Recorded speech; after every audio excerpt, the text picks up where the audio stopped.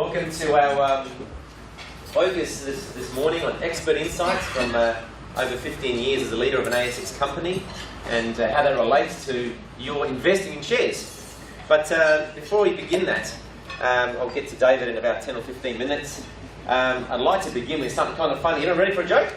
Yeah. Good. Excellent. All right. An old Aussie battler lies dying in his bed. He calls over Shirley, his faithful wife of 60 years, and he says, "Shirls, when we started out, we tried to buy a business in the Depression. It went bust. We lost everything. You were with me all the way, Shirls." "Oh, yes, Bruce," she says. "Shirls, the war started, I joined up and was sent to the front line where I lost my leg. But you stayed with me." "Oh, yes, Bruce," she says. "Then I came home, couldn't find a job due to my disability, went and bought a farm, have worked my guts off for nothing. But you were always there with me, Shirls." "Yes, Bruce," she says. "Now here I am," says Bruce, "in excruciating pain, about to die, useless, and you're still with me." "Yes, Bruce," she says. "Cheryl?" "Yes, Bruce. Honestly, you're just bloody bad luck."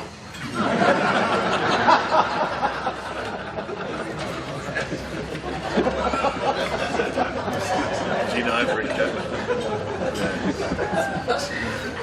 I want to give it to Dave. I got another one here because this is a bit of a rhyme. Okay, according to Inside Contacts, we're doing shares later, right? We're going to talk about the share course. I thought I'd do some on shares investments.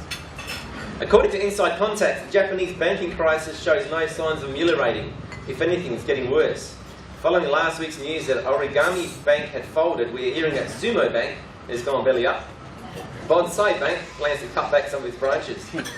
Karaoke Bank is up for sale and is going for a song. Meanwhile, shares in Kamikaze Bank have nosedived. And 500 back office staff at Karate Bank got the chop. Analysts reported there's something fishy going on at Sushi Bank, and staff there fear they may get a raw deal.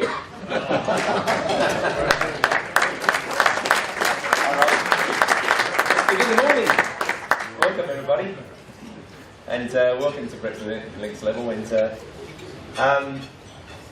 I'll just bring up some information that I want to share before we bring David up. It's really centred around wealth wisdoms. And I want to talk about a couple of things. The first one is the law of increasing returns. Now, I want to talk about unlimited potential that we all have. I want to talk about what holds us back, choice of thoughts, and mastering your wealth vehicles, where share market is a wealth vehicle. Our unlimited potential is accessed by opening our minds. There's no way you can create anything unless you open up your mind. And if we want to create more income into our life, it has to begin with our mind. If we have blocks, and what holds us back is limiting thinking. When we have doubt, when we have unbelief that it's not possible, when we have fear, we know fear is false expectations appearing real.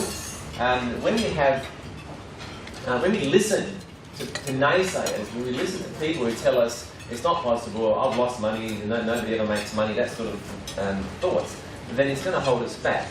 So I always say to people, choose thoughts of faith and expectancy, right? Choose thoughts that you have faith in yourself, that whatever wealth vehicle that you want to become good at, if you educate yourself and you practice and you have the right mentor, you can become excellent at it. Now, allow your income to multiply. Okay? Allow your income to multiply by learning and applying another wealth vehicle and excelling into it. Now, you cannot get rich. No matter whether you have an hourly rate, whether you have a small business, you cannot become wealthy if you just rely on that. You've got to multiply money. You've got to get money, and then you've got to put it somewhere and multiply it, and then keep getting money, then keep putting it somewhere, multiplying it, and just keep doing that and creating a snowball. And so the question I always have for people, the question I always have is, who would be interested in creating, through education, creating double-digit returns for themselves? Who'd be interested in creating double-digit returns, with your money? Okay? And that's what later this morning is all about.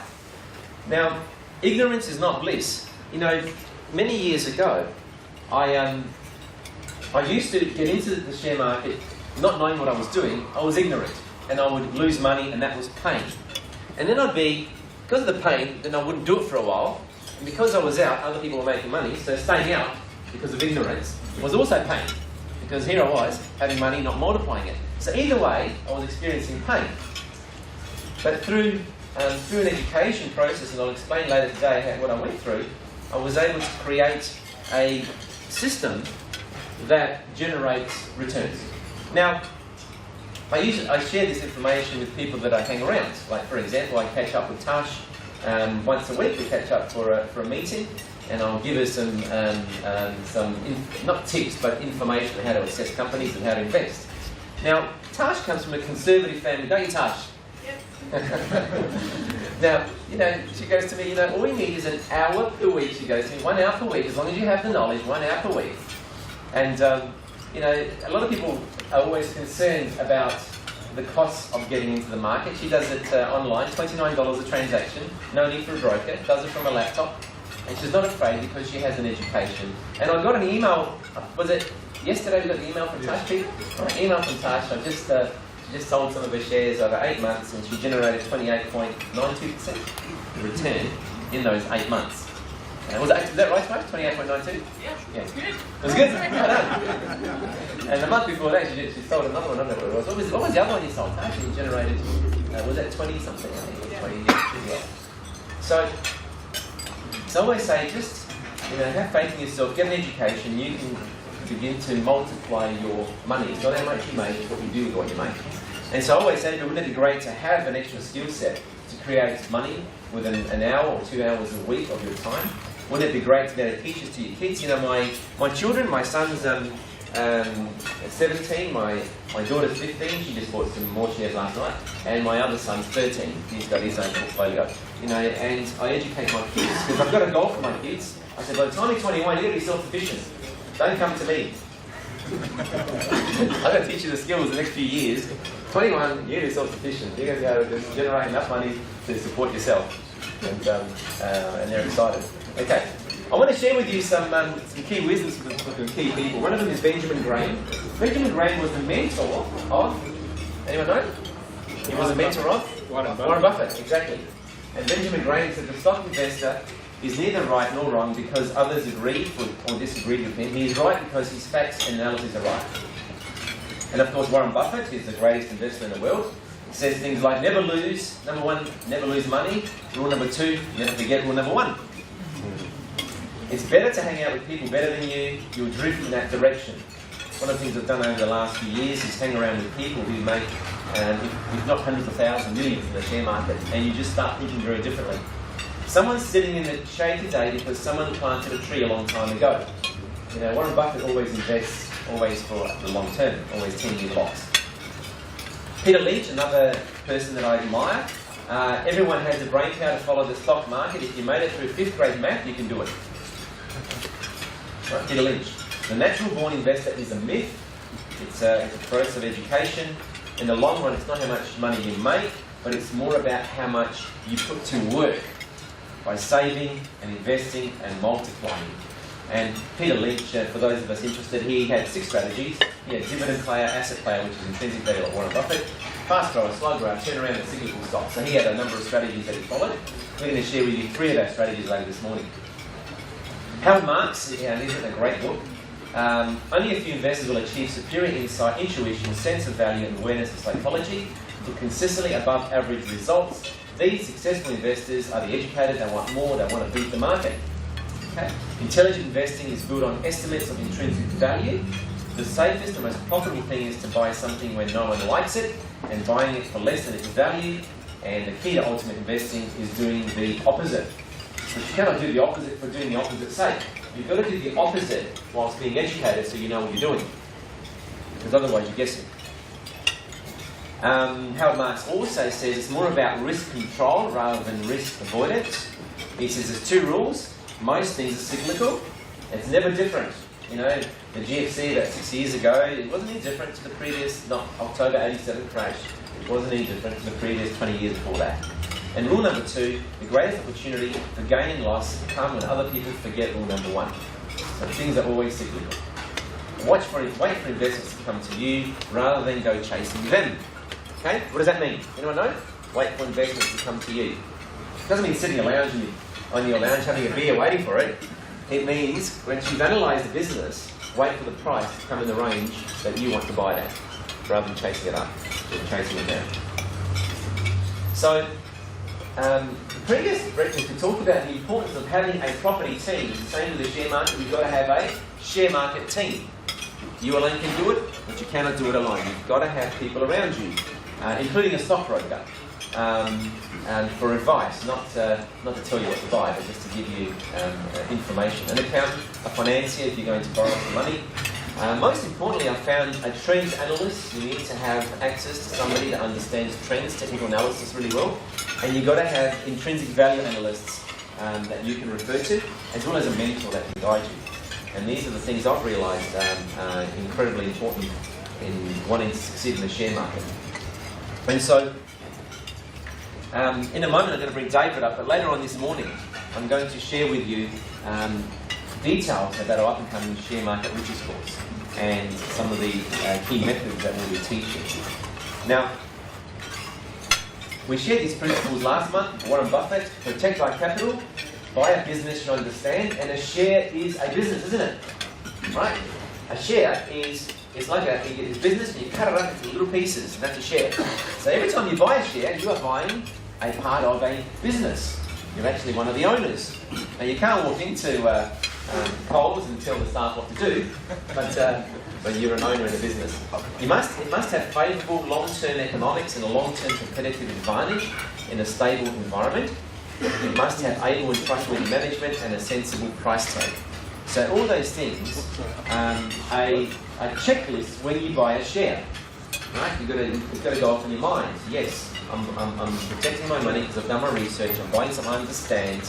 I've looked at history. I'm looking at the future. The economics are good. The management is great, and the price tag is right for the value of the share. Now,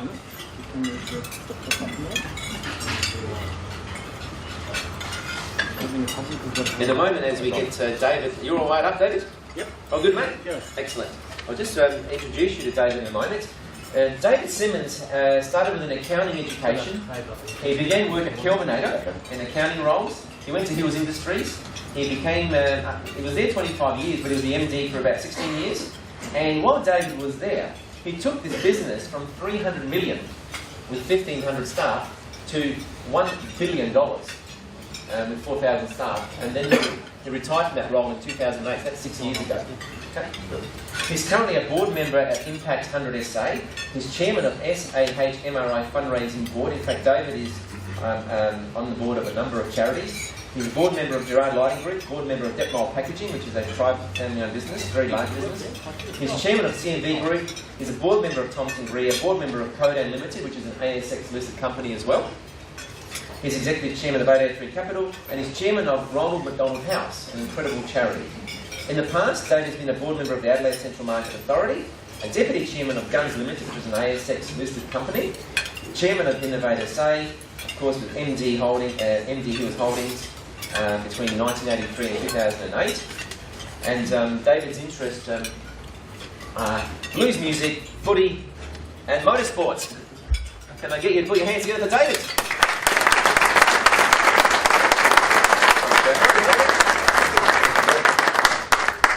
Great to have you.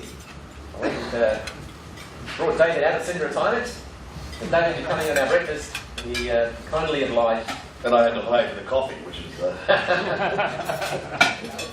it's how Stan got rich, I think. So David, I reckon that we've got to always, I like to go back in history, mate. Like, when did you get your aspirations to be an MD of an ASX-listed company? I mean, what you did was phenomenal, absolutely phenomenal. So when did you get that inspiration, mate? Never. So I don't think at any point in my life I've had necessarily an objective to achieve a certain role. The circumstance of Hills was that the chairman and managing director at the time was Bob Hill-Lee. He's a terrific guy, and at a relatively young age he called the executive team in and said that he was going to retire. And I went home that night and thought, wow, I wonder who's going to get the gig. And the next day he said, you. So that's how it happened. At 38 years of age, he tossed me the keys to the car and said, have a run. So in terms of having a career aspiration, it wasn't. It was, I guess, a bit like we spoke about. Right time, right place. Fantastic, David. And Up until the time you became managing director, what are some of the roles you had before in the journey, like that leap there? Because you had a fair bit of experiences. So, like a lot of people at the time, I decided to study part-time. I selected accountancy because it appeared to have the fewest contact hours possible, which was attractive to me. And I worked at Elder Smith College Remote Limited as a cashier's assistant, which was wasn't the highest ranking role within Elders, but and it's a bit ironic, but I left Elders because they asked me to have my hair cut and I refused. So life has a way of getting you back. So I ended up at Kelvinator Australia Limited, which at the time was a major employer in South Australia. Operations at Keswick and Woodville North, and I was there for a long time, getting into the county role. Kelvinator were taking over by email, and we were Sydney bound, and that wasn't entirely attractive to my family, so I saw a job advertisement for Hills, and I thought, well, I'll take that for 6 months until I find something decent. So 25 years later, the numbers you talked about was what happened. But really at Hills, I think what I found was that if you can actually see you can make a difference in a business, I think you really get enthused about it, and without letting too many secrets out of the bag, Hills weren't the most refined organisation from an accounting and control perspective. When I joined, they had an accounting acronym called EBITFAL, which sounds like something you get at a Xerox shop, but it was earnings before depreciation, earnings before interest, depreciation, amortisation, and Ford Laser. And I said, well, what's that about?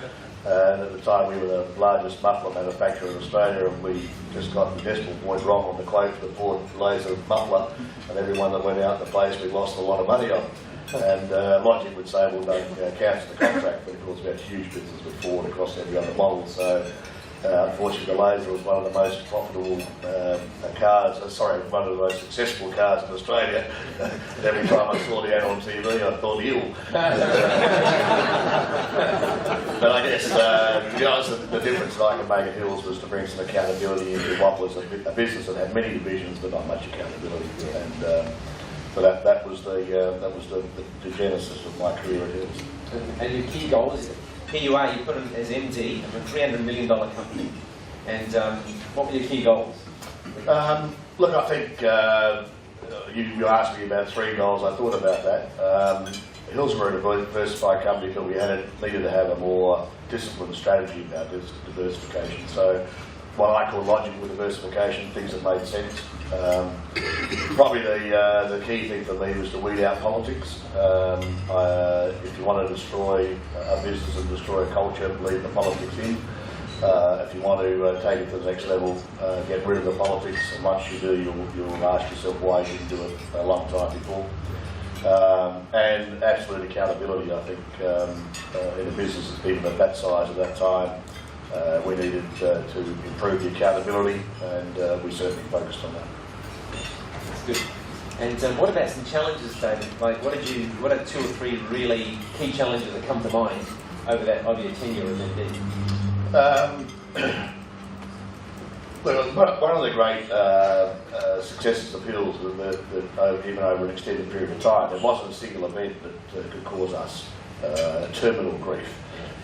So if we had changes in economies or world events, obviously there would be impacts, but not every business at every time. So we never had every business at every time, at our point in time, firing on all cylinders, but we never had them all struggling at the same time. So diversification was a strength, and to be honest, that meant you could take some longer term planning within a business.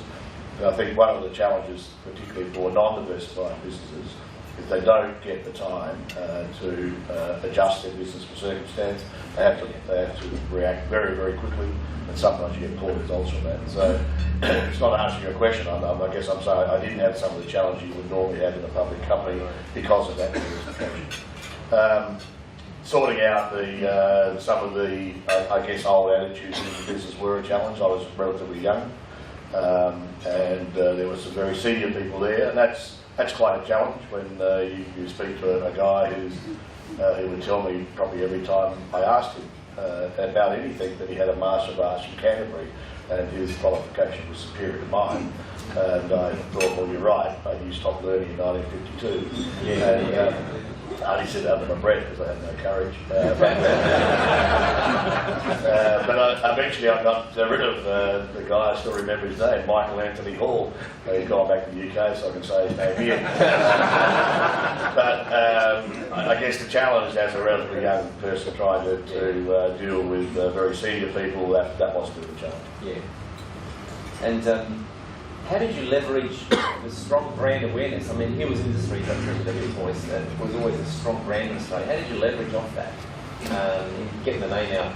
I think Hills was very much misunderstood from time to time. People either didn't know what we did or concluded all we did was make clotheslines.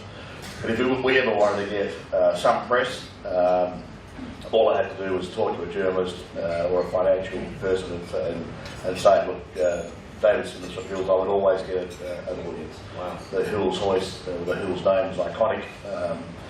The reality is, like many iconic stories and like many brands, the fact is different from what people understand. The clothesline itself was patented in California in 1857. The rotary clothesline was developed in Australia by a guy called Toyne. And he has a lot of patent features, including the feature that you'll all remember, which is you wind the handle and it goes up. He also patented the hydraulic hoist, which is an interesting product which you attach to your hose, and the water pressure used to elevate the clothesline. I think after we killed about half a dozen people, we decided to take that one off the market. It's not in the museum. So we only ever invented the Hills hoist. So we didn't invent the clothesline. So there you go, I've just destroyed your Australian legend. But it was a fantastic, iconic brand. We were in the 2000 Olympics. I jokingly said to, I was fortunate enough to be there, and I jokingly said to the person I was sitting next to at the closing ceremony, I said, because Victor was in the opening ceremony, I said that, look, they asked me, I said, no, I prefer the closing ceremony, not the opening ceremony. Of course they hadn't asked me. So I'm sitting there and out of cups. And we had no idea. And they were characters of a hoist that sort of, you might have remembered that they were all dressed up in silver and they had the rope taped. And then we decided to buy them after the Olympics, and Bob and I said, look, we'll pay up to 50,000 because that's pretty impressive to be in the closing ceremony. We got the lot for $650, so but the brand itself is still a very, very strong brand. I think I can't remember what there was something here in South Australia just recently about most trusted brands, and it still came up. So and every time there was some press about it, the Toyne family used to write me long and passionate letters about how you stole our invention, all of which was true. But they died poor, we didn't. Good. What about the challenges, David, I mean, you mentioned before, you have a diversified company, you've got the clotheslines, you will have electrical, you have steel businesses, you have all these different businesses.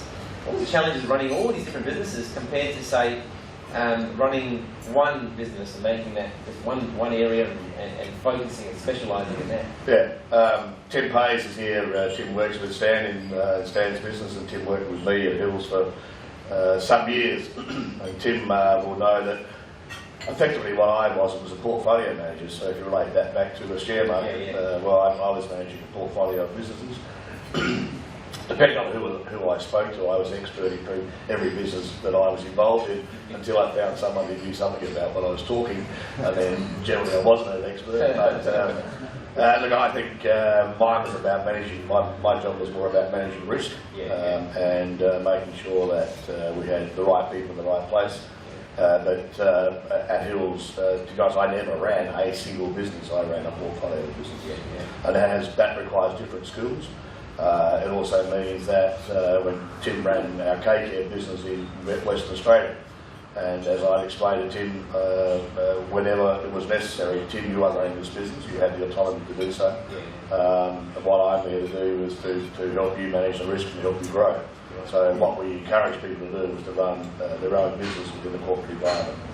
And that means that you have to be able to step back and take your hands off. You can't say that and then on the first occasion go and try and run Tim's business for him. So running a portfolio is quite a different skill. That's exactly what Warren Buffett does, actually. He a big portfolio of businesses, and he's basically putting the right person in the right role, and then just being there for mentoring advice. Oh, fantastic.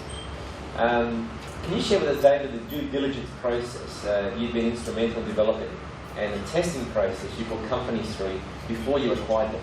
So well, you must have had a bit of inside information on that, because it's too much to talk about. You've got to ask David that question. Okay. Look, it wasn't rocket science. I think over my time at Hills, over 25 years, we probably acquired 25 or 30 businesses. And acquiring businesses sounds like an interesting thing to do, but I can tell you the success rate of acquisitions, not only in Australia but globally, is quite low. Yeah. And what we did as a management team, we sat down after one particularly bad acquisition that we made and said, we can't keep doing this. And we developed what we call the rough cut test. And the rough cut test was really just a whole list of things which we learned never to do again. Yeah. And if you've ever been involved in buying anything which is attractive, you know that emotion very often gets in the way. So when you go down the road to our Merc dealership just down here, we were hoping to get emotional and just cut the cheque. But you have to stand back and you have to have a number of tests.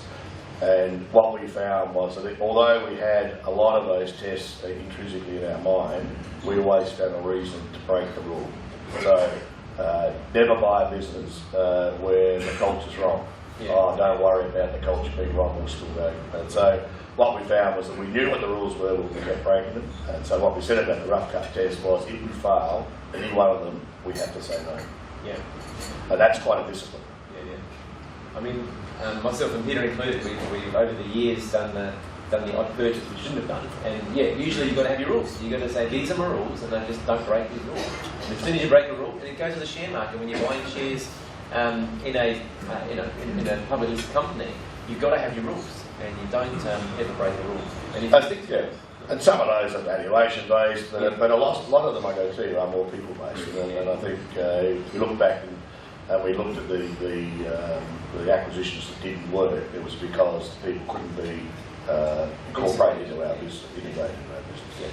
What are the top three things you did to improve a company or a business post-acquisition? What did you look for to add value to the business? Look, we never bought a business on the assumption that the synergies we could extract justified the price. So that for us was always the cream that we would achieve. So we had a really disciplined process about how we bought either group purchasing synergies or expertise in HR or whatever it happened to be. We could quickly put those skills and knowledge into a business. So if you did that with discipline and speed, it was amazing what could be achieved, but that was our prize. I guess the thing we mainly did was to give people the ability to grow. One of our rules with rough cut tests was we had to bring more than just money to a deal. But bringing money to a deal or to a business does work, because very often the acquisition opportunities we had were small businesses, a lot of which you would all understand. You get to a point where working capital is just, you just can't take that next step. You don't have the ability to get the funds to do it. So a lot of our success, particularly in the electronics area where we serve businesses like my friend over here, were those sort of acquisitions where little guys had built quite credible positions in the industry but didn't have the funds or the risk profile to take it further. So we gave them the ability to do that within a corporate structure, but also allowed those people to run their own business that way. Yeah, that's good. What about the pioneering moves? I mean, you're MD for like 16 years. In order to stay as an MD for 16 years, not only do you got to get results, but you've got to innovate. So what are some of the things that you innovated, David? I've got here, employee share scheme, Hills Associates, as an example. And what benefits did it create for the company or shareholders? Okay, so look, I think one of the things that most people who ever worked at Hills enjoyed was the fact it had a great culture. And that sounds a bit glib, and everyone says that, but I can honestly say it was true, the Hills approach to life. And that goes back to the people who founded it. Yeah. So it was a family company within a public company shell. Hills in early 1950s had a universal superannuation scheme. Now you might say, well, big deal, but you got to understand in Australia we didn't have universal superannuation until relatively recently. They had a universal share scheme indirectly through a vehicle called Hills Associates, again quite unique for a public company back in the 1950s. So to build on that sort of culture, to be honest, wasn't hard because the way I operate was consistent with the culture, and therefore it was relatively easy to try and build on that. When Bob Lee gave me the keys to the car, he told me I was a temporary custodian of the Hills culture, and don't cock it up. So we did a few other things. We did have a universal share ownership scheme where we gave staff shares every year to celebrate our success, and what that did through a very simple mechanism was to get 4,000 people who were on the same page as you. So the share price was interesting, and the questions I got about why it went up and down, none of which I could answer, but people were tuned in, they were aware of what was occurring. When someone got dividends for the first time in their life and understood what the power of dividends were, I suspect some of them have gone on and become quite successful share market operators. Through my 16 years as running the company, I didn't lose one manager that I didn't want to lose, and I didn't use a headhunter once to recruit anybody, mainly because I didn't have a large turnover, but I never used anybody to recruit. It was always done through either people I knew or people who approached me, which is in Tim's case. Tim put his hand up and said, I'd like to come and work for you. And so, I think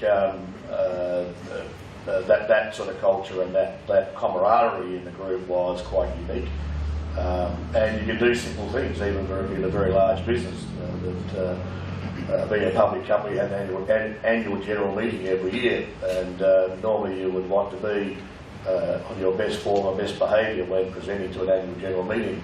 But our plan was to have a huge party the night before, and if we made it a general meeting and went out with their eyes, that was a positive. And we had an annual party at the Governor High Marsh Hotel. Most of the stories which will remain between Tim and I, but the camaraderie that built across a group of executives was amazing. And I think the night we had the trailer park crash night was probably I can't talk about, but the night I sang live I can talk about, and I'll be able to talk to anybody here because I'm looking for jobs around that. So your LinkedIn as well, isn't it? You're looking for a job in singing. Yeah, no, I just told people about how successful I've been. But the other thing we did, which I got great pleasure of, I went and heard a guy called Rob Gerard, who most of you will know, the bigger than life in this state. He spoke probably now 20 odd years ago at a function. He said corporate Australia can't keep being the only people that give back. And when I thought about that, we went back and we made a proposal to the board to say, what about we start a charity support scheme, staff donate, we'll match it, and it was amazing the take up we got. I wrote to 4,000 people and signed every letter. I'll never do that again, but I think we got about 30 to 40% of the staff decided to be part of that. Some just put in 50 cents a week. But again, what you got there was a bond, and because they made the decision about where the money went, one guy came and saw me and said, I can now honestly say when someone goes on my front door, I give it work. And so it was a good thing. It's now disappeared, I understand, but it was a great thing to do. Wow, well done. Fantastic.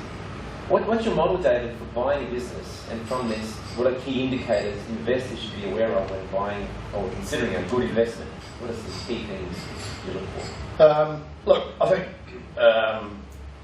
what we were looking to do at Hills, I guess, was to make logical acquisitions to add to a business. And the electronic security business we started off with, very small business, which over a period of 15 years grew into a $300 or $400 million business by adding incremental things to it. So rather than just do security, we went to closed circuit TV, and then we had some audio products, etc. So, but look, when we looked at a business, it had to be able to grow.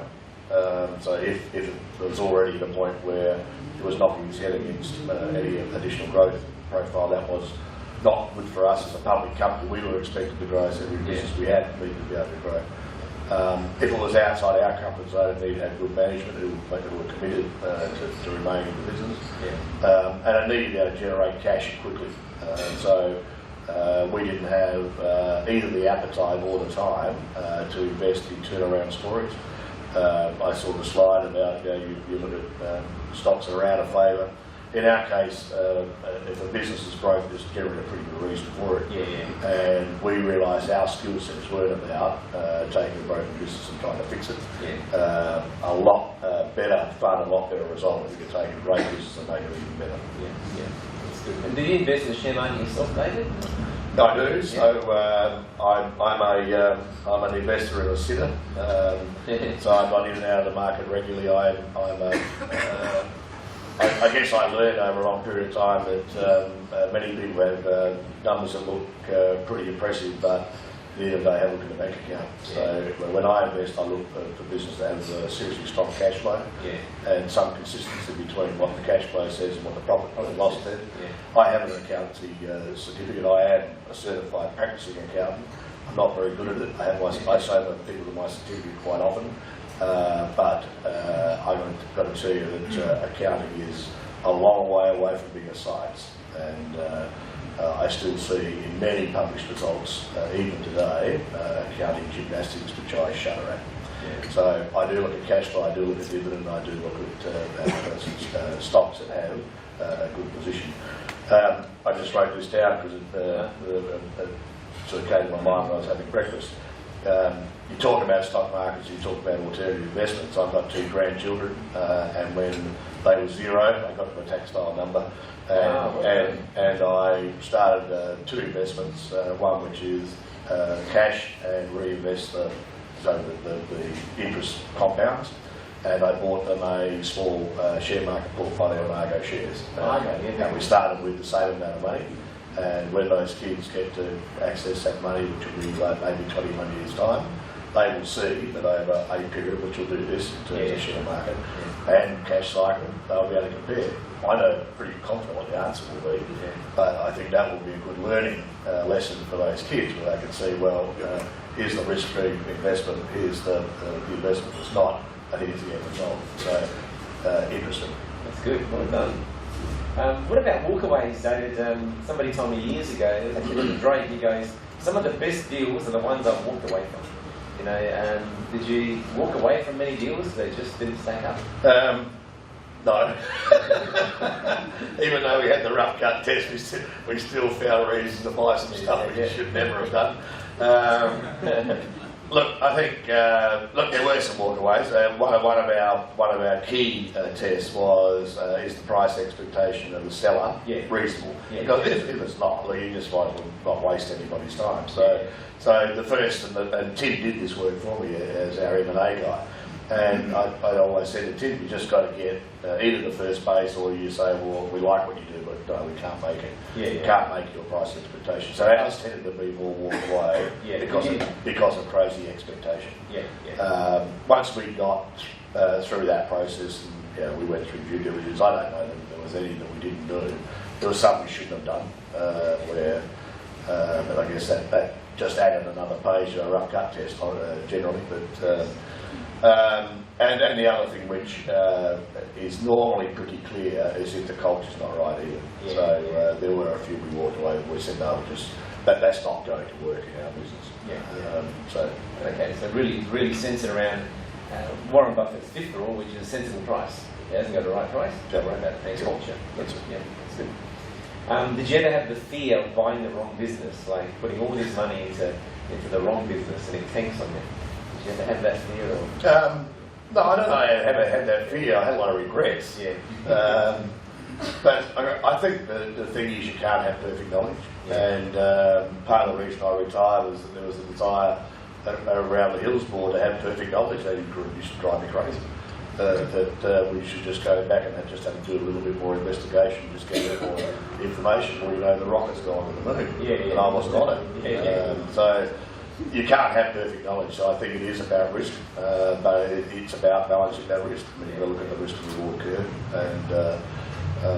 the ability to get knowledge. I recall Graham Torts was a finance director for every year I was there. A guy who made me look good for 16 years. And we lamented very early on when we made an investment in a startup business, which is why we put no startups on our rough cut test after that. That we appeared not to have the access to knowledge that others did, particularly private equity. And I think if you think about now today, everybody in this room has the ability to almost get the same level of knowledge anybody else does. The internet and the wide community just means that. I remember us buying shares in companies so that we got their annual report. I mean, if you think about that now, it's going to be like, what was that about? We get it 3 months after the event. We pour through it and look at stuff. So the continuous disclosure regime, the fact that particularly public companies need to put information out there, just means your knowledge can be close to as good as anybody else. Very true, actually. These days, not only you can contact your stockbroker and get an analyst report, you can then go on the company releases their reports. You can get everything online, and you can assess a company and make a decision whether to buy the shares. It's phenomenal. We are so lucky. What was the mindset shift, David? So here you are, you're starting, you're doing 300 million, and 16 years later, you take it to $1 billion. And what was the mindset shift for you? And what about the people around you? And who else contributed to that vision? Who else helped spur it on? The notion that you need to have vision and mission statements didn't ever sit too well with me. I couldn't cope, and particularly because in a diversified business you can't have the sort of vision and mission statements you'd expect of corporates, because we're a diversified business. It was quite so. Well, again, it wasn't rocket science. It was just that we ought to have financial targets, and they ought to be a bit of a stretch. So when I came up with we're going to be a $1 billion turnover business with a market capitalisation of $1 billion, I mean, Tim laughs a lot. I can still hear him laughing. I mean, out in the back with all the other general managers, they've both gone loopy. But it became a magnificent target for us, and when we actually hit it, I mean, well, we had a party. I mean, we hit the W. So we did at one stage have a market capitalisation of $1 billion, but only for a fleeting moment, and I retired just after that. Went out the high. So ours was a financial. Financial goal. And everyone got excited and jumped on. Well, not everybody got excited initially, but I think once we actually saw it was doable, there was a lot of shoulders to the wheel. Well, there's 3 stages, they say, to any big goal. First, they ridicule you. Next, they resist you, and the next they accept what you're saying. So it's a process you've got to go through. It's leadership, carving out the pathway. How important is prior education when it comes to investing, David? Whether investing in businesses or shares? How important is being educated financially in business? I think you know the answer. I mean, everyone in this room probably put a golf stick in their hand and hit a ball, but not very well, probably most of them. Yeah. So look, I just think it's the same as anything. If you want to be good, you actually have to do the work to be good. It just doesn't come like that. So it was interesting when we had a defined benefit scheme at Hills, like many old corporates used to have in superannuation, that we needed to get out of a long time ago. And so for the first time, there were many thousands of employees had to make decisions about where they were to put their superannuation money. And it was totally illegal for us to do it, but we went through every election to make sure that people were doing something which was suicidal. And where there were a couple of people who decided they were going to go long Russian bonds, we said, look, are you sure? Now, the guy who stayed in Russian bonds probably made a lot of money, but I just think that education is absolutely necessary, and I think most people get that. Well, what are some key things that you think people need to learn, like when looking at buying a business or buying shares? What are some key things? It's a bit like I said before, that you've actually got to do the work, even at a company level. To do the work takes some time, and it's hard to understand what businesses do just by reading. I can tell you the story because it's in the public domain, but I'm a board member of Codan. Codan's an ASX listed company. It's had a share price about 18 months ago of $4. It has a share price today of 70 cents.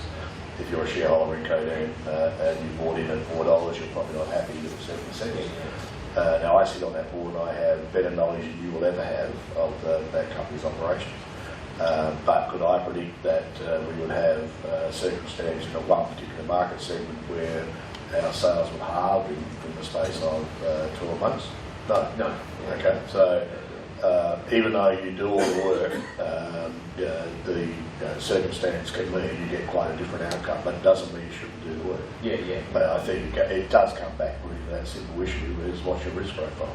And just like you can be risk-free at 2.5% in the Commonwealth Bank, or make big gains. So I think education there, absolutely. From an investment point of view, just to cover, like, the shares can go up, they can go down, is I've always had the belief of having a stop loss. I always set it 10% below. If I had it at $4 and I got it wrong, I'd be out at 360. I'd be out at 360, get my stop loss, I'm out. And just cut my losses and get on to the next one where I can make some money. So, yeah, that's the way I handle it.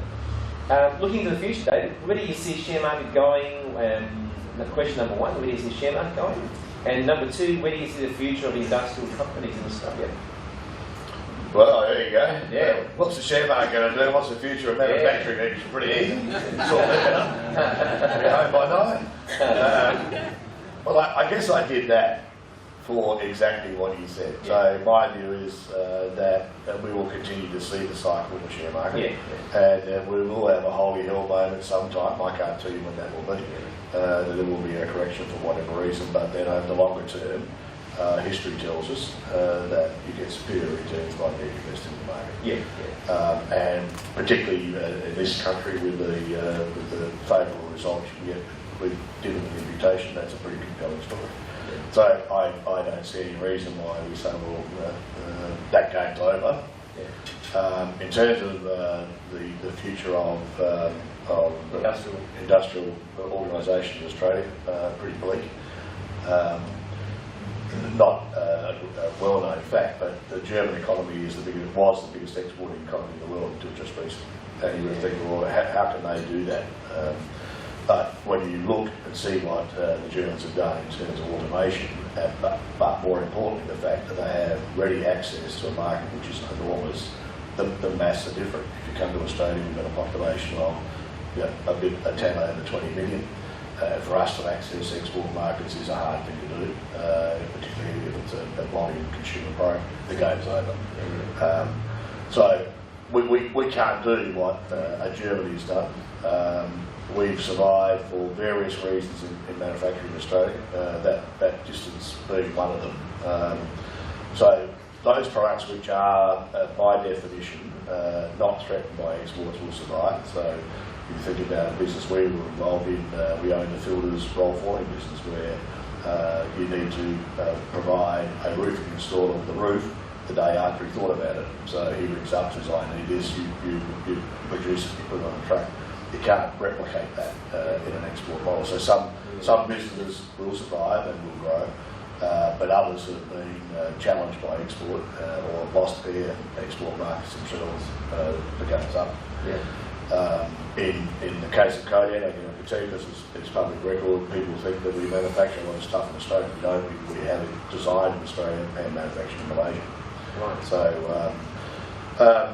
So look, I think that's I mean, you hear lots of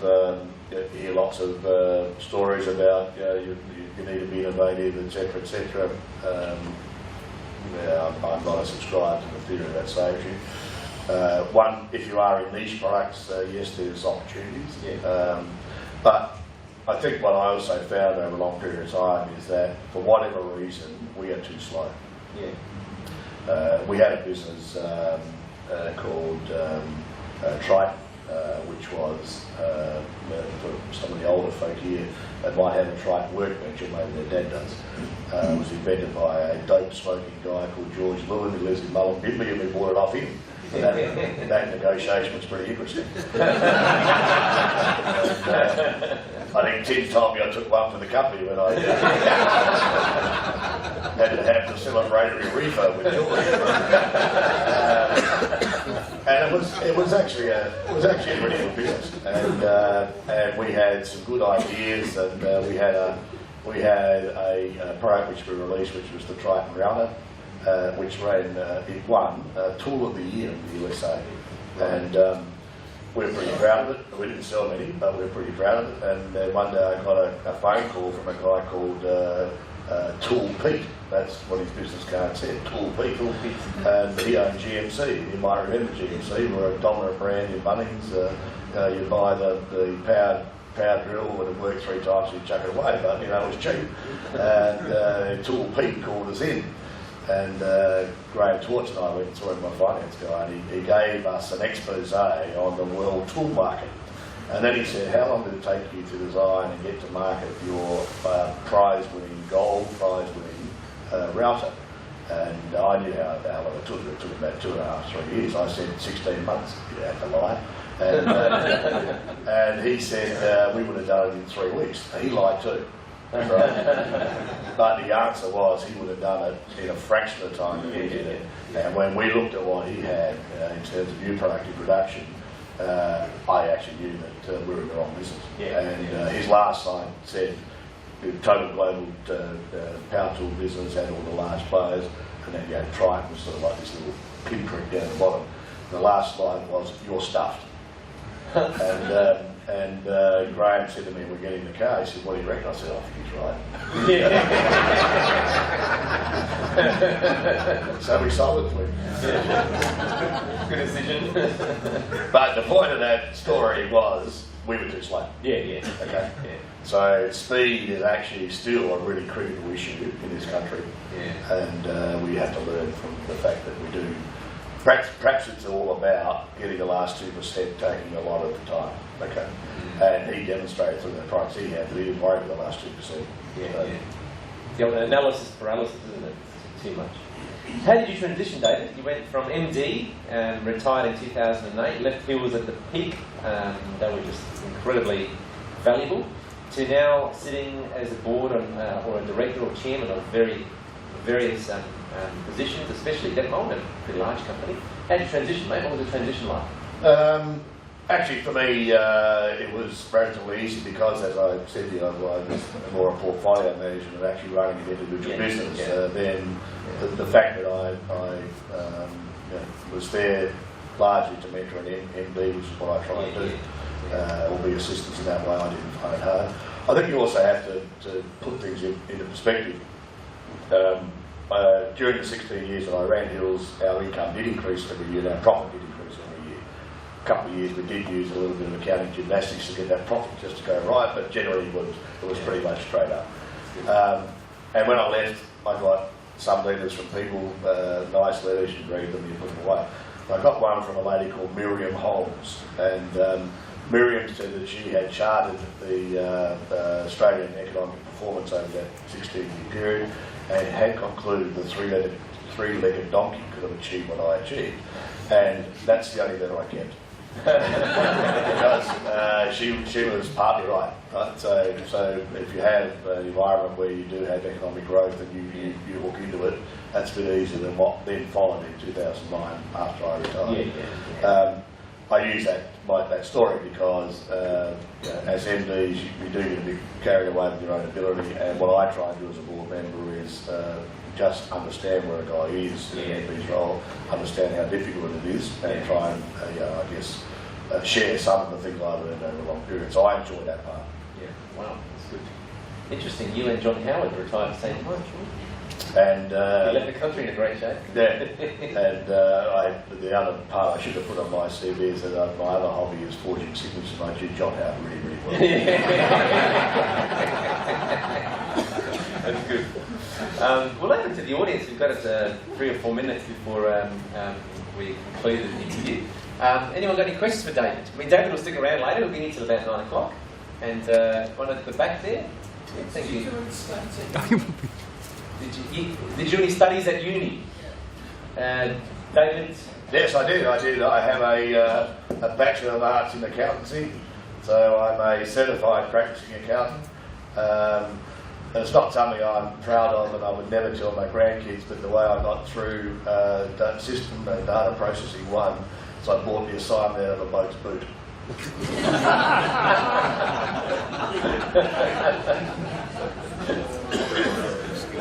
Any other questions? Yes, Elizabeth?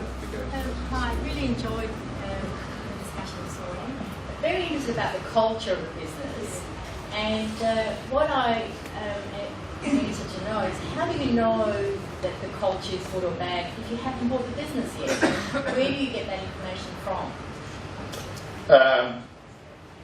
I guess if you look and see what a time period is between when you're interested in a business and when you acquire, it's actually quite a long time. So, and there's lots of interface with the people, and you do get a really, really good idea before you do it, and it's not hard to work out. Although I know we bought an opposition business in our security area once, and we didn't actually realise how much they hated us. Yeah, when you went into the men's toilets, there was like pictures of me on there, and yeah, you sort of, you get an idea that there was a cultural competition was high, but look, I think you do get a clear idea. We did get that wrong a couple of times where we thought, we probably discounted what we've now what are now obvious to us. Examples of poor performance, a poor attitude, poor culture, and you pay the price. But generally, you can't tell it. You can't tell it. Yes, one at the back end.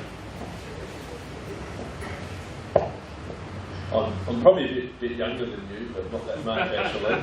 But it seems to me, just in my sort of business journey, and some of that's with corporates and SMEs, is that your points on risk and due diligence and time are really critical. I think in my career I've seen this sort of increase. I don't know whether the lawyers are more involved, but it permeates government, it permeates private sector. You can't get a decision. You can't get something to happen, and have a go attitude and just go out and make it happen seems to disappear a lot. Yeah, I agree. Any reflections on that? Because I think that's a major barrier to our economy. As I said, part of the reason I actually decided to retire was just that, because in public company environment now, I guess the style I had is no longer a style that is actually acceptable at board level, and I just had to realise that. And I'm not sure. Well, I don't know. I mean, the whole government's profile in this country's changed. Think about the class action litigants in this world. People might have different views on the class action movement in this country, but it's all about retrospective knowledge and retrospective blame, and you can't have perfect knowledge. And people who seek perfect knowledge and won't decide to get there, will do nothing. That's the end result. So I think we are seeing results of that. Small, independent, privately owned companies can still execute, can still be entrepreneurial. I think we've lost a lot of entrepreneurial skill at public company level. So it's a good observation. Very good observation.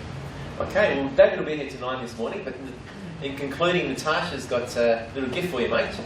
A token of appreciation for coming down and getting you out of bed early. Very kind. Yeah. Some wine. Some wine. And Tim tells us you're a bit of an oracle, so we've got you some chalk.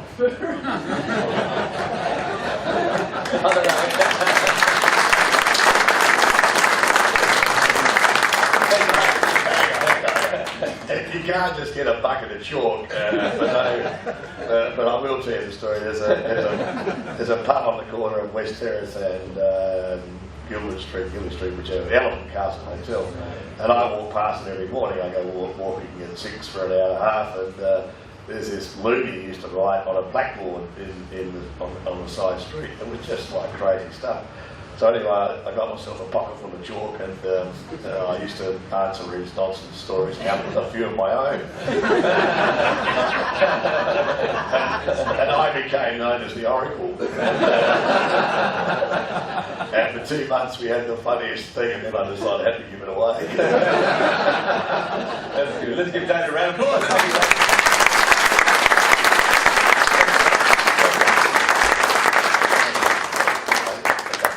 Thank you.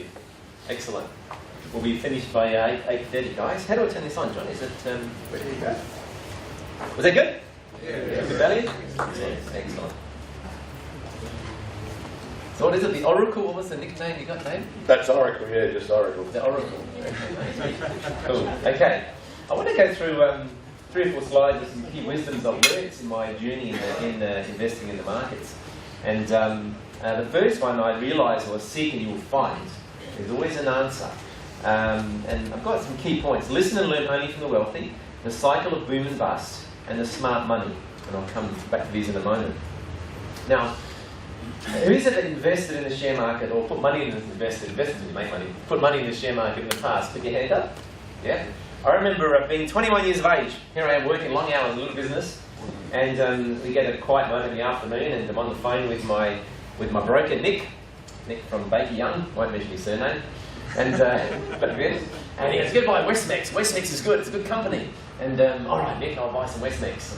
And a week later, you've got to buy some Quattro. Okay, buy Quattro.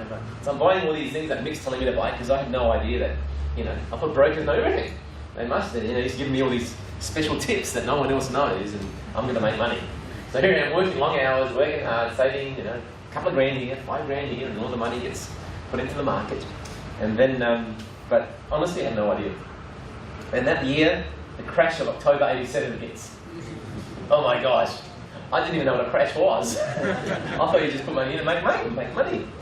And so I had no idea of how to assess a good company, when was the right time to buy, when to sell, key indicators in the market, key indicators in the business, total novice. And so when you go into the total novice, guess what happens? You lose your money. Well, I lost, not all that, I lost a lot of money. Anyway, the memory healed. The memory heals, a year or two later, the memory heals, and I go, all right, I'm going to get into options. I'll go do some option courses, I'll go learn how to trade options, all right, and write options.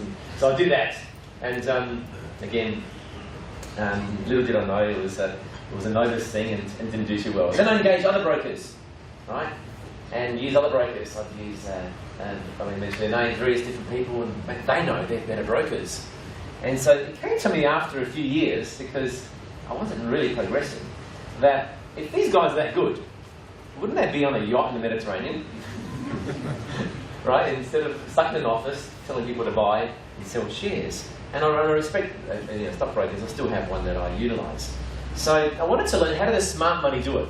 Right? I learned the topic smart money. How do these people do it? Because in the market, in any market, whether it's in business or if you're in the share market, money always moves from uneducated to educated. So the more educated and the more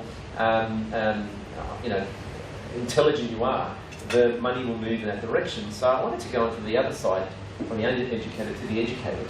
And I heard of 2 pharmacists. I met one of them, 2 pharmacists. One of them did one shot, and you're like, the time he retired and he passed on, he left like $30 million to his family.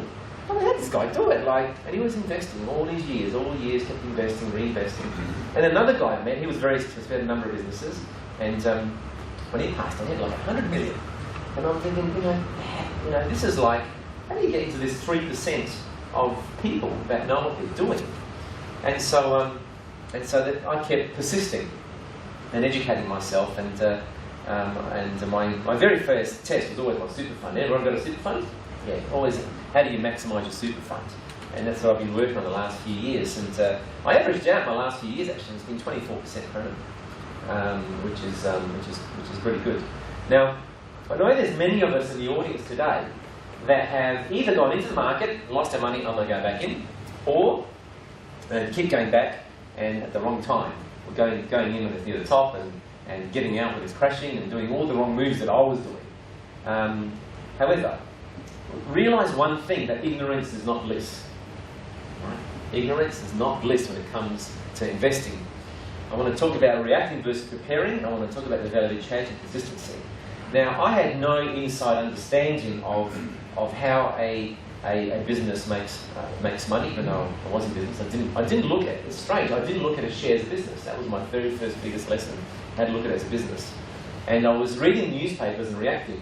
So every time the newspaper said buy, you buy. If the newspaper said sell, you sell. And it was not the right thing to do. In fact, if the newspaper says buy, you shouldn't be buying. You should have bought months ago or a year ago before the newspapers. Now, So I was reacting, I wasn't being very prepared. I wasn't putting in time to educate myself. Not only just books, I mean, whether it's books, courses, but meeting people. Because there are people out there. We've had one person here, about a year ago, Peter? Eric Benanomsky. Remember Eric? He was here with Eric. Eric is the #1 deep fund value manager in Australia, guys. Like, he is the best, right? And I've had him here about a year ago. This man consistently makes double digits, doesn't matter what the market is, irrespective. So I made it a quest to learn from people like Eric and learn from successful people how to do it.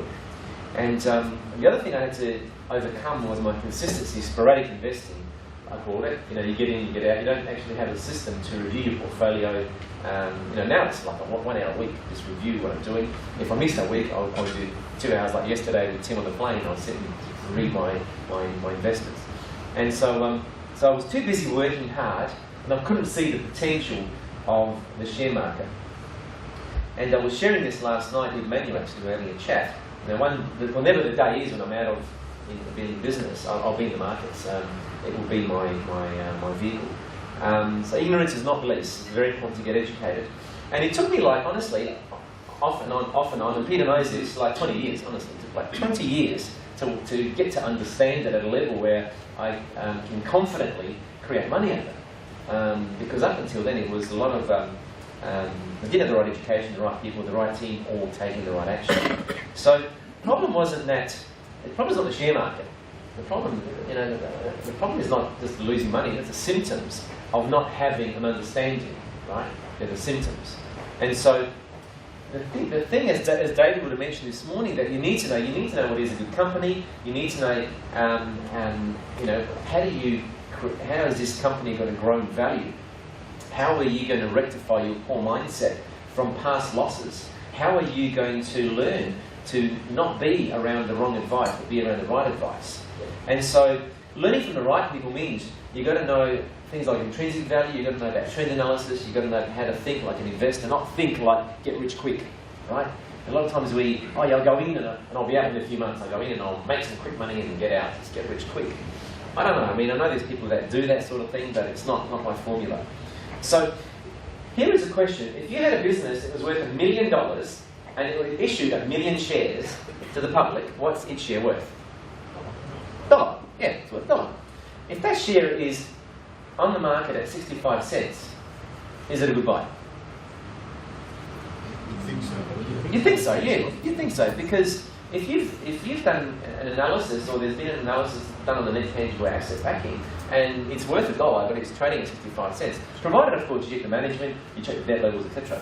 Now, that is, in essence, what intrinsic value investing is about. It's learning to look at a business that is selling for this, but you're actually buying it for less. Now, a lot of people say, oh yeah, but you can't find those. Yes, you can. There are a lot of analysts out there, trust me, that spend 40, 50 hours a week doing this stuff. And what I do is I just get their information, and I go through it all, and I sift through each one, and then I might even visit the business. I might even, go and visit the business. I might speak to someone who knows someone on the board, like David. And by studying a business before you buy shares, you eliminate any big risks. Your big risks are eliminated because you're way ahead. You're in that 3%. Only 3% of people ever do this, ever study. So, now there's 3 strategies myself and Peter have been working with in the last few years.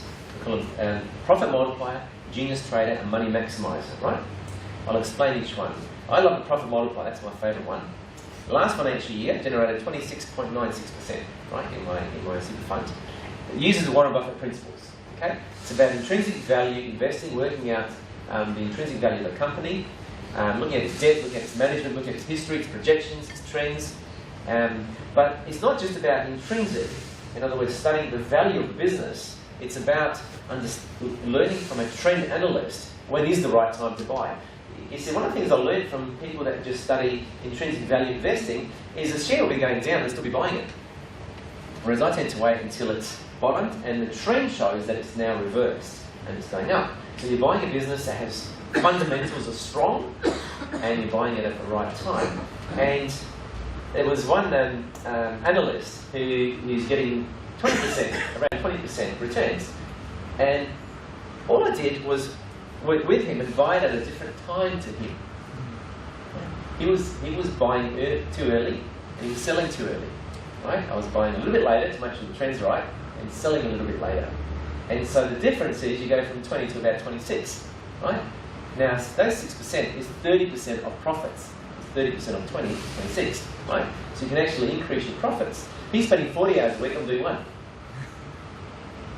Right? So profit multiplier.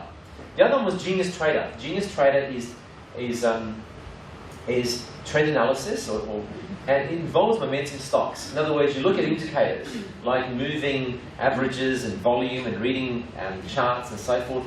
And when you're doing a trend analysis, you also got to look at the sentiment. You've got to understand, if something happens in China, how will that affect these shares? If something happens in Europe, if something happens in the US, if there's Malaysian Airlines and aeroplane falls, how's that going to affect the share price? If there's an eruption of war in the Middle East, how's that going to affect the share price? You've got to know when there's going to be blips versus crashes. Okay? And you need to understand trend analysis to do that. So we call that Genius Trader. And the Money Maximizer, this is Peter's favourite one. You look at a top 100 blue chip, you have a 5-point checklist, including the trend is up, yields are greater than 5%, franking credits, profits are growing, dividends are growing. Now, that strategy alone delivers between 12 and 15% in an average year, and some years 25 to 30%. But the good thing about that one is you've got a consistent dividend, as well as, in other words, income plus capital.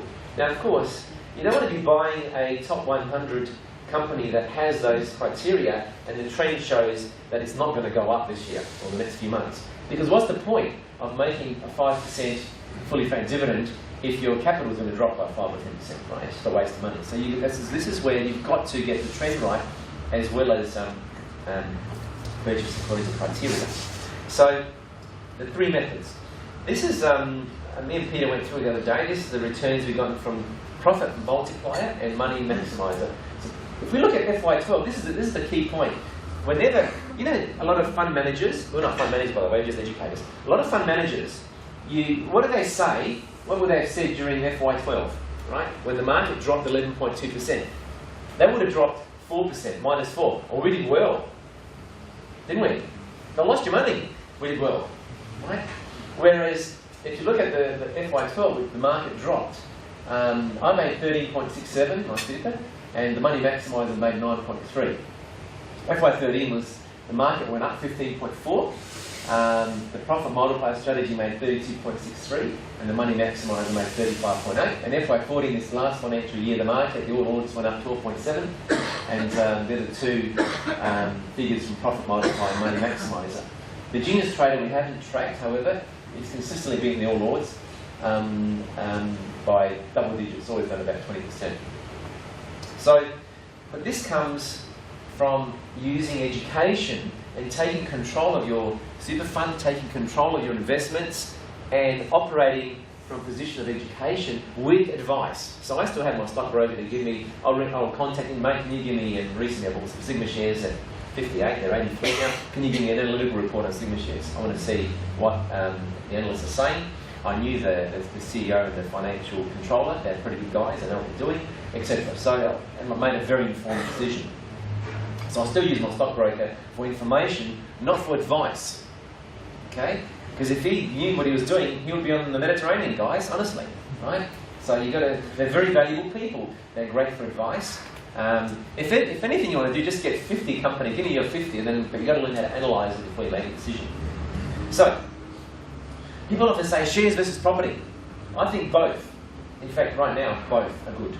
The property market is, yesterday's data is showing went up 1.5% in the last quarter. We're heading for 6%. I think it'll go to 7 to 8 this year. We'll start hitting good digits in Adelaide. Of course, we know Sydney and Melbourne is booming. However, I believe that we should become educated in both areas. Okay? Now, what are the advantages of shares? Shares has a low entry. What does that mean? All right, the share market is currently booming.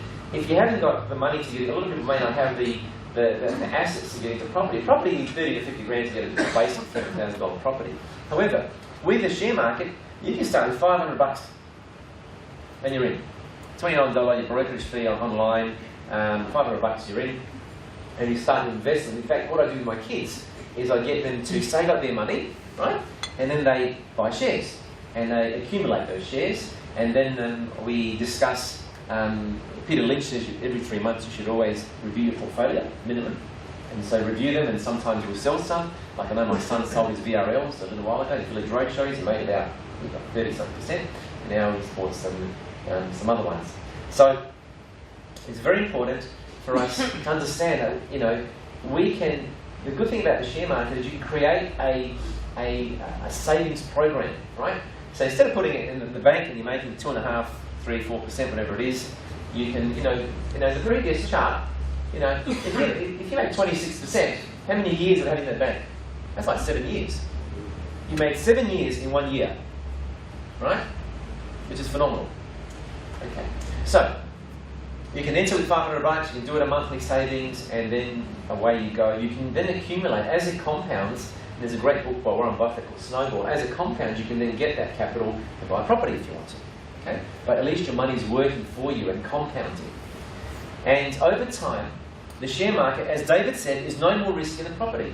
If you look at it every 10 years, the share market will grow at about the same rate as property grows. Of course, it's more volatile. Things can go up and down. And however, it's also more liquid. If the market is, just say the market goes bad in property, how long would it take you to sell a property and get the right price?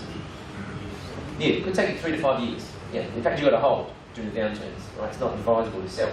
But with shares, if it goes the wrong way, how quickly can you get your money? 3 days. When you've sold immediately that day and you've got your cash in your bank within 3 days. This is what I said to David, if he was at $4, I'll move my stop losses every month to 10%. If it dropped to 360, I would have said, hang on, why is this down? I want to know why. And if the fundamentals aren't right, I'm out. Make sense? I'm not going to let it go to 7 cents. No way. It's I'm cutting my losses and I'm out. I'm going to put it in a company that is growing. So 10-year comparisons are similar. If you were just to buy and hold shares, like David said, as he's doing for his grandkids, and you're buying in quality companies, not these. Quality means low debt, growing profits, good management, etc. Now, in a decade, you will have done what you would have done in property as well, which means more than doubled your portfolio. I remember Peter showed an example of ANZ shares when he started. What was it, Peter? 1980, when you first bought some, and what's happened? 1st of July 1986. Yeah. $1,000. $1,000. 35,000. 35,000 now. Yeah. So there you go, just by holding quality shares. So Peter and I, we're going to be running a program called Share Market Riches, and we're going to teach the education component of what we've been doing the last few years, okay, in the share market. And the program is going to have money back guaranteed, which means you come along to the program, and if for any reason by the third night you're not satisfied, you just get your money back. You do not need to be concerned, and you don't need to give us a reason. We're happy when you're happy, right? Our passion in life is to succeed and to teach that. That is our passion. It's very simple. If you follow our life, it's very simple. Become successful and teach, right? And it's almost like a purpose of life. Learn how to make in excess of 20% returns, and there's an enrolment form in your little folder there. Has everyone got this form? Where is it? There's a brochure there. Do you like the brochure? Have you ever looked at it? Pretty cool, isn't it? Nice brochure there. Pretty cool brochure. Okay, enrolment form there. Now, we've got a preview night on Tuesday, the 23rd of September. That'll go for a couple of hours. So if you want to learn more, tick the preview box and come along, hand it to one of the team members. If you want to go straight to the course, there's the price is $1998, and you come. It's a 5-night course. It begins on the I think it's the 8th of October, is it, Touch? Wednesday the 8th for 5 consecutive Wednesdays. But the preview night is at the EDC on the 23rd of September between 6:30 and 8:30. And I'd love to see as many of you that have that evening available to be there to learn some more of the basics and how you can create wealth in the share market. I know people that just live off the share market, guys. They just retire, they just live off, make hundreds of thousands, and that's it. They don't really have to work anymore. Now you might say, well, I enjoy my work, and I want to keep working, that's fine. But wouldn't it be great to have a vehicle you can use later in life? If you began that vehicle today and just put in an hour or two, I recommend initially an hour a day to really get yourself educated and started, but down the track, an hour a week is what you need once you're educated. And wouldn't it be great to have that vehicle in the future whenever you decide that either you don't want to work anymore, like David, or you don't want to sell your business, or whatever it is you want to get out. You have a vehicle that you feel confident and you have faith that, yeah, man, I don't really need to be concerned. I've got a vehicle that I can generate income. I don't need to be concerned about where I'm going to make, what's going to happen to my lifestyle. So I hope that's been informative. I hope you've enjoyed this morning. Wasn't David great? Can I ask for another round of applause for David?